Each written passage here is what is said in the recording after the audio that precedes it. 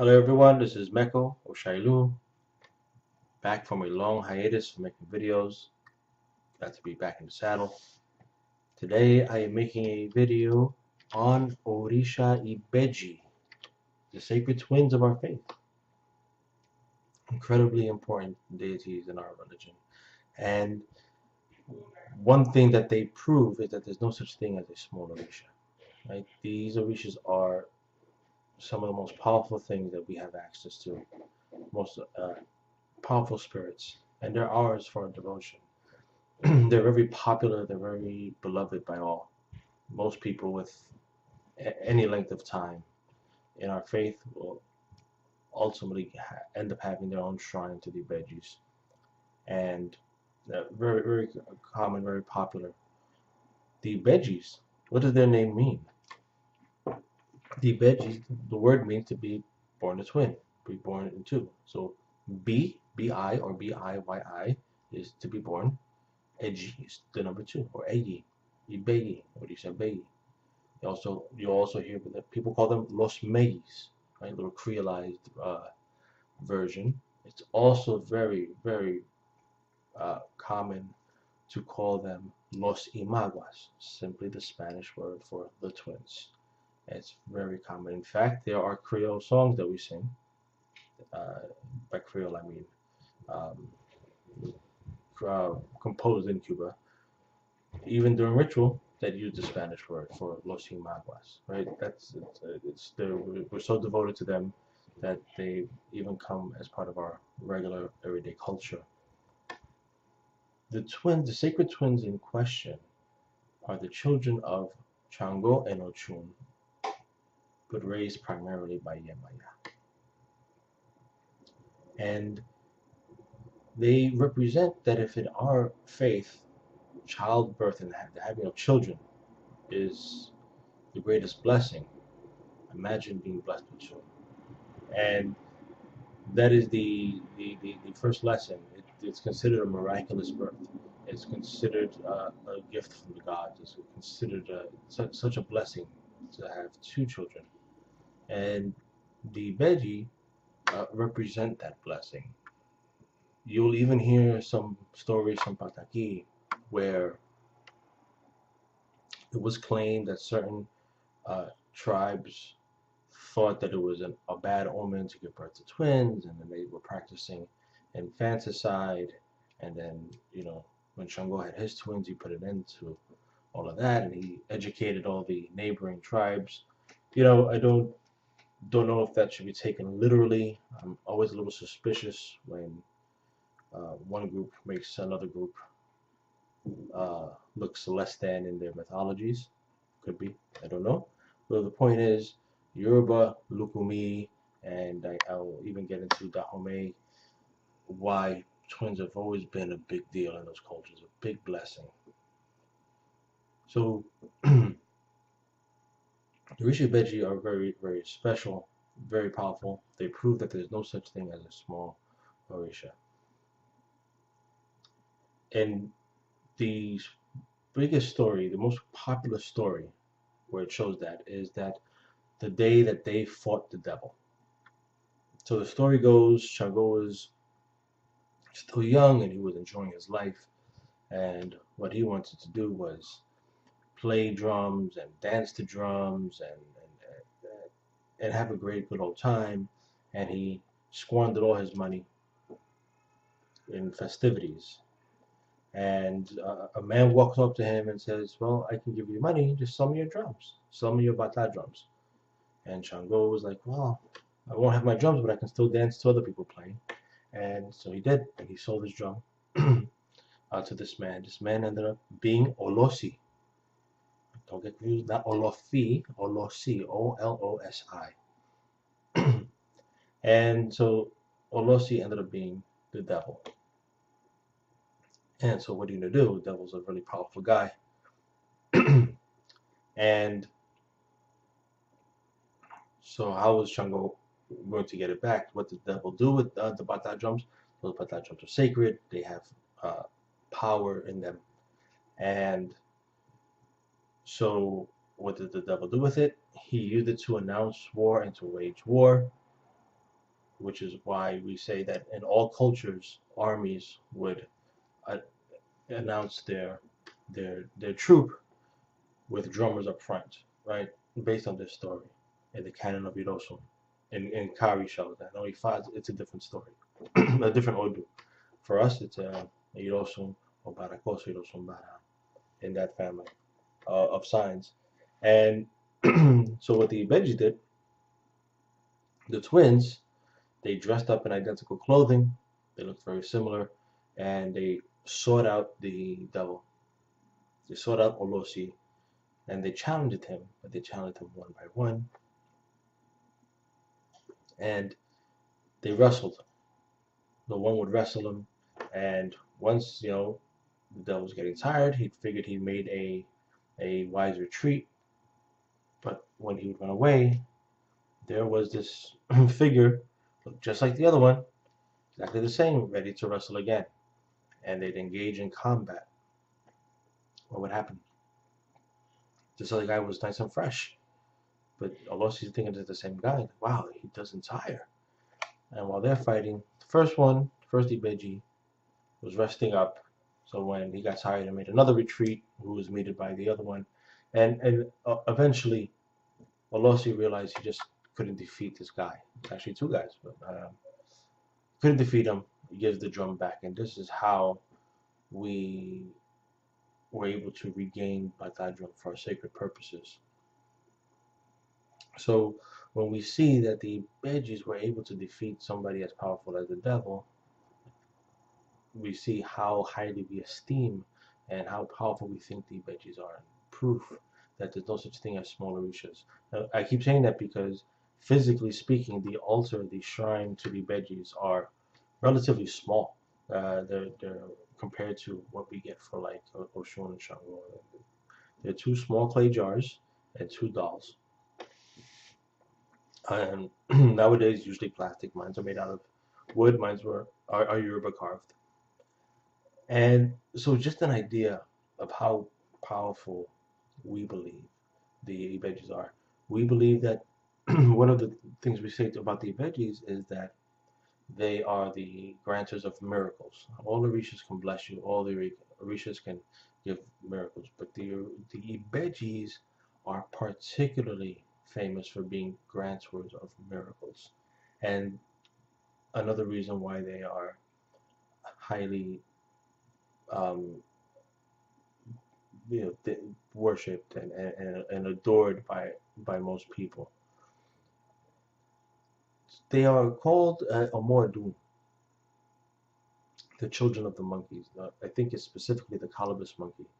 Why? Because the colobus monkeys give birth to twins routinely. So they give birth two at a time, pretty often. And so, Yorubas have always been astute students of nature, and they see the Ibejis being born, twins being born of the monkey, and they say that the Ibejis have this association with them. And it goes further than just a metaphor. It also goes to showing that the Ibejis have the secrets of the forest, the Ibejis have the secrets of the trees, just as monkeys do these seemingly astounding acrobatic feats, so too can the Ibejis perform great miracles.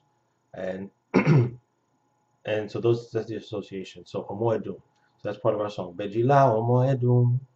Bejila Omoedum. Bejila Bekunyare.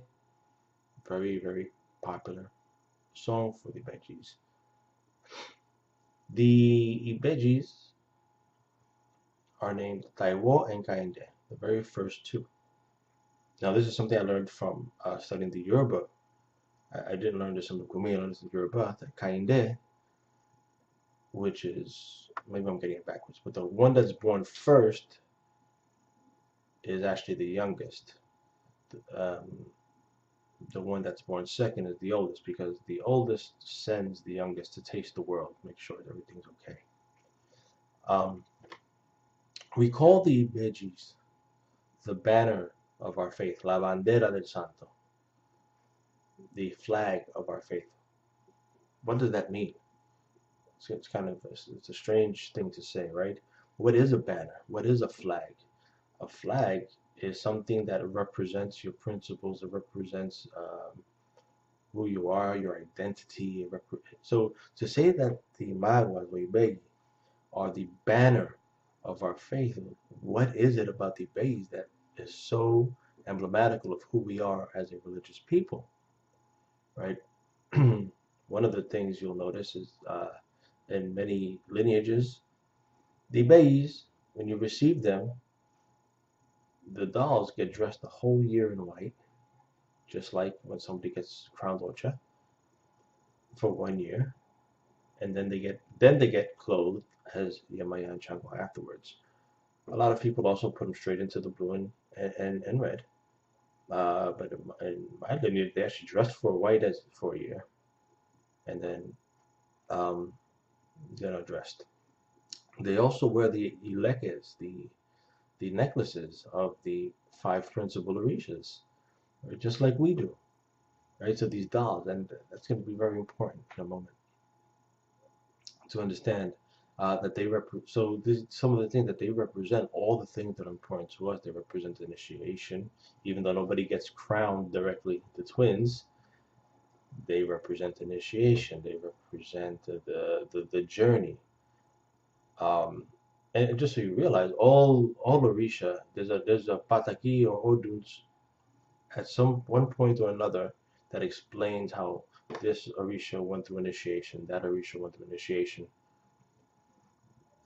It's actually very important to show that the Orishas that we crown on people's heads themselves went through something similar.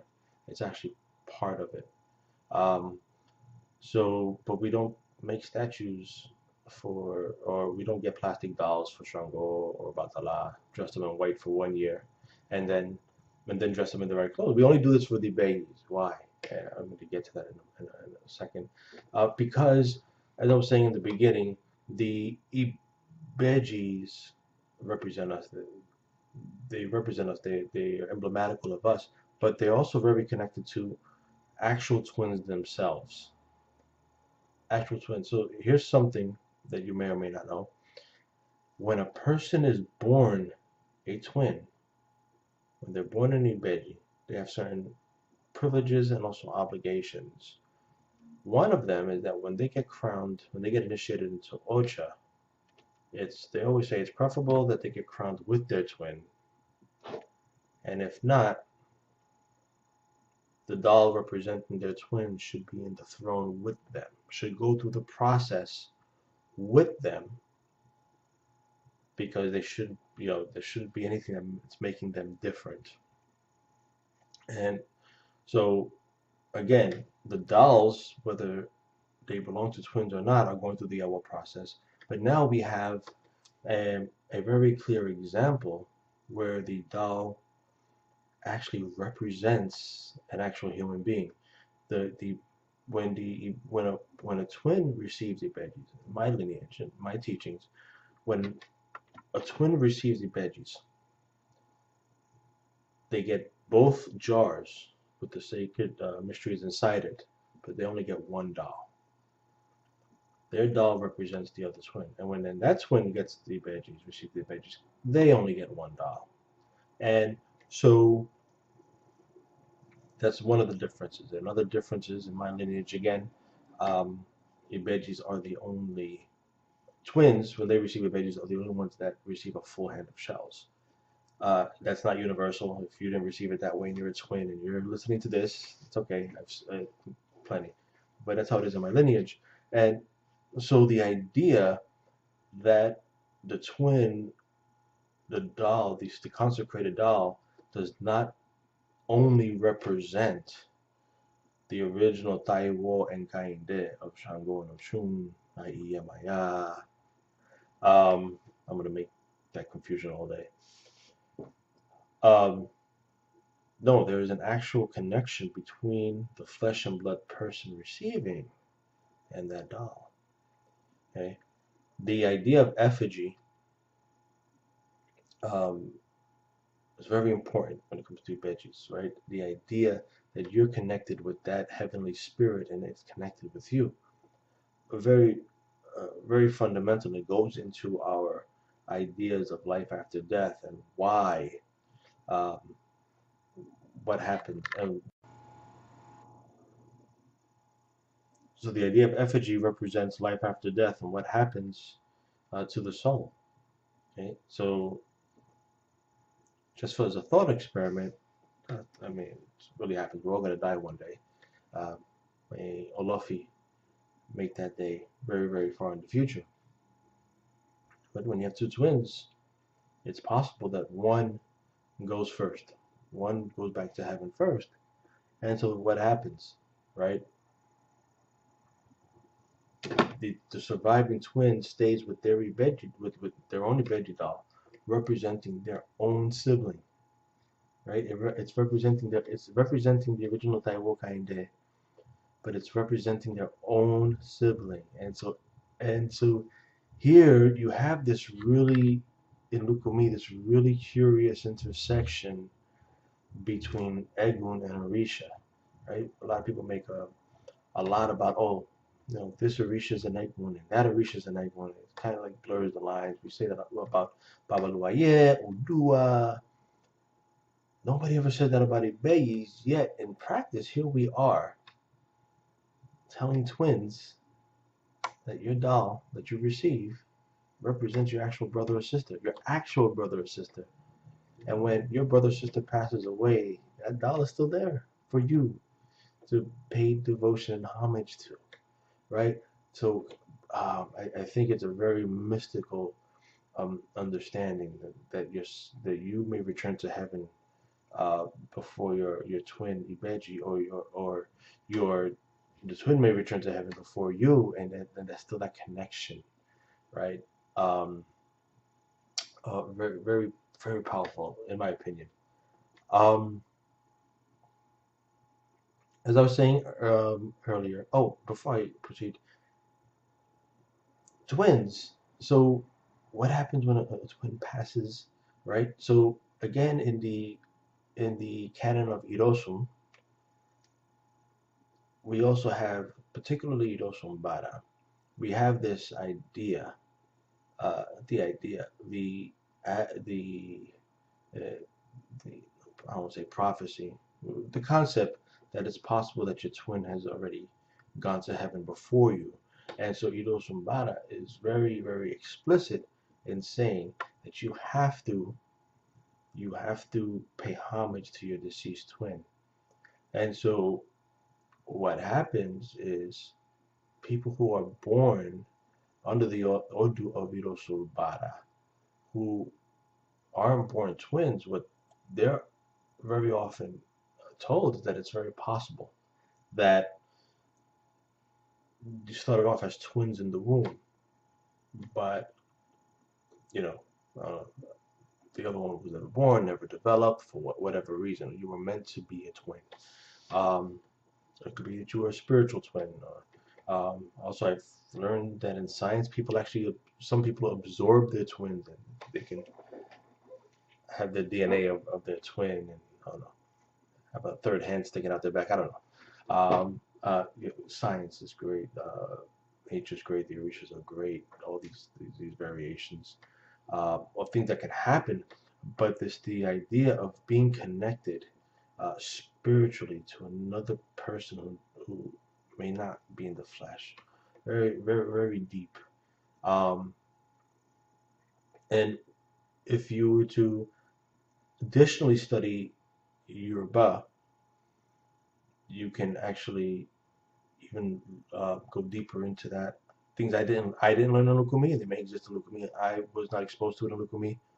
But in Yoruba, you'll learn a concept called Egbe, which means your community, and it's actually a whole series of Orisha, of spirits that fall under Egbe, your heavenly mates, the ones that are in heaven. So when we reincarnate, we leave our friends behind, and the people who are born to be devoted to Egbe actually are devoted to them as their Orisha. You don't have to know specific names. It's a concept and it's a deity, and it's not one. It's a collective, and Ibejis actually fall into that. So um, Ibejis becomes part of the Egbe family, Egbe Beji. Yeah, that's not necessarily part of Lukumi. It's very, very good to know.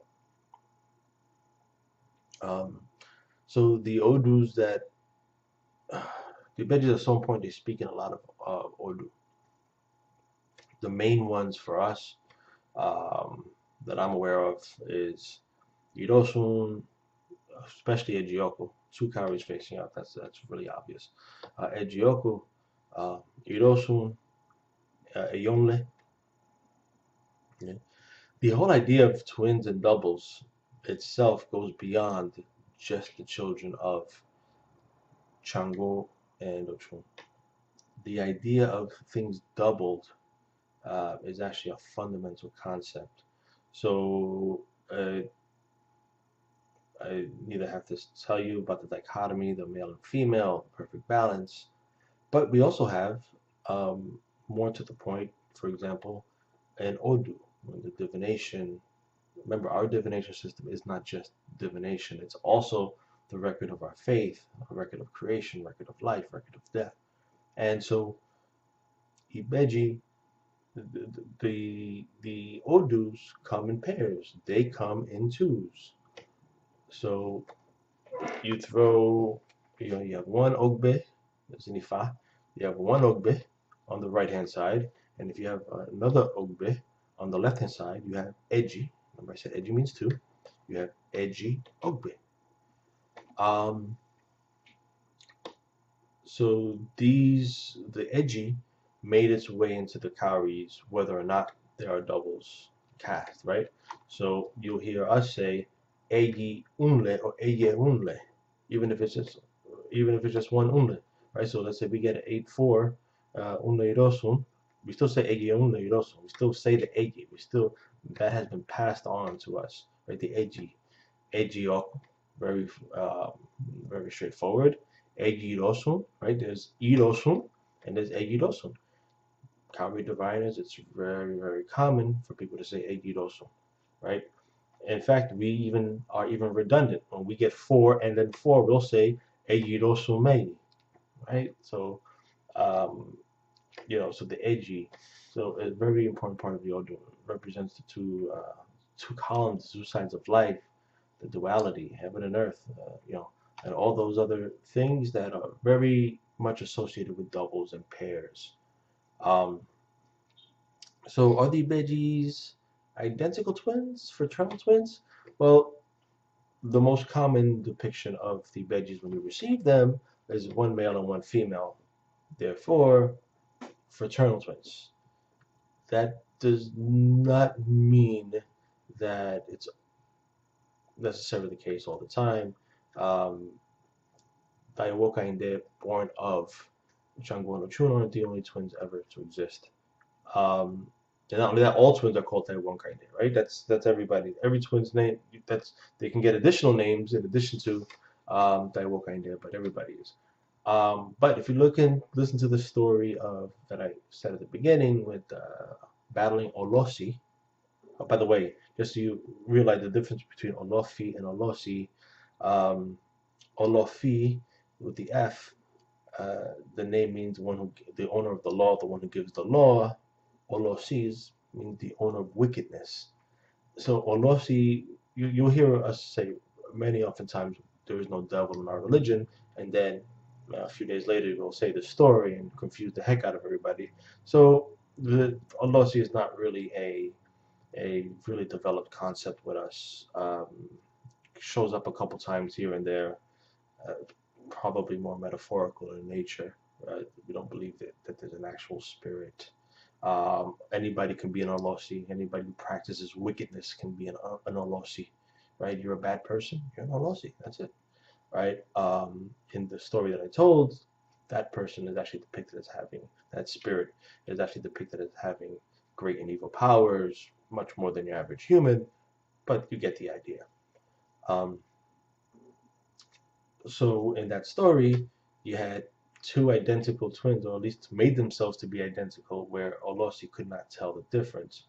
So in that one, it's kind of hard to argue that they were not identical twins, and if you're identical twins, then you're the same gender. right? So then again, even fraternal twins, you know, you cover the hair, you know, put on the same clothes, you might be able to pass. I don't know. Um, Especially wrestling, right? You know, who's looking at the details anyway, right? Um, they say that there are actually seven Ibeyi. So you hear us say a lot, "Ein siete Ibeyi, siete Imawa," which at face value is a contradiction. How can there be seven twins, right? How can there be maybe seven sets of twins? And then seven's an odd number. How does that work?